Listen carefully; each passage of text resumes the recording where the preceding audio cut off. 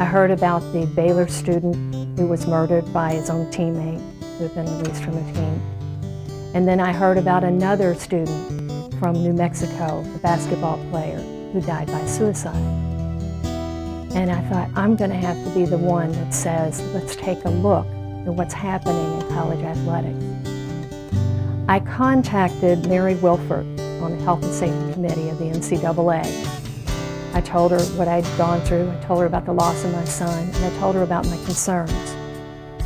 I talked to her about the Air Force and how when they decided that even one death by suicide was too many, they changed the way Air Force deals with mental health issues and suicide, and they dramatically reduced their suicide rate over a 6-year period.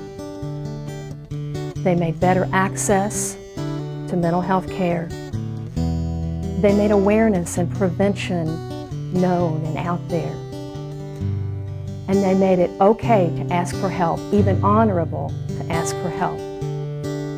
And they made it to where you are your brother's keeper, that they would look out for each other. And I didn't think the NCAA would want to do anything less.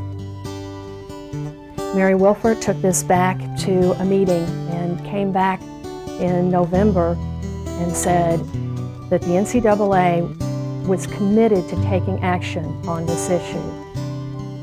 And that's part of why we're here today. I've got a friend of mine that works with me, a young man that works for the USAR auto racing. He was a pitcher on a Georgia Tech team, and he had a lot of promise.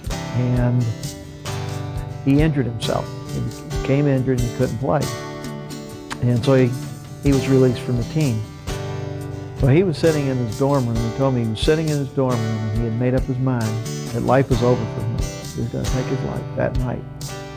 And then that afternoon, one of the assistant coaches happened to come by the room and they asked Bobby, they said, "Bobby, how you doing?" Bobby said, I was kind of despondent and said, "You know, I'm okay." And the coach asked me, he said, "What are you planning on doing now that you can't play baseball?" And he said, "I don't know." And he said, "Well, you ever thought about going into marketing? Have you ever thought about going into coaching? Have you ever?" He just started laying out so many different thoughts and so many things in this young man's head.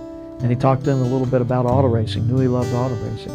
Well, Bobby's head of marketing today for an auto racing group. But if that coach hadn't come by when he did, Bobby wouldn't have been here today. That sort of holds true with Nathan. Somebody would have just been able to reach out and say, "Where are you going to go, son?" It's too late to save Nathan's life or Billy's life. But there's other college athletes out there right now who need your help, who need that hand reaching out to them, who need to know that it's okay, it's even honorable to ask for help. And they need to know that when they ask for help, they're going to get it. They're not going to lose their place on the team, that they're going to have that safety net surrounding them that Nathan didn't have.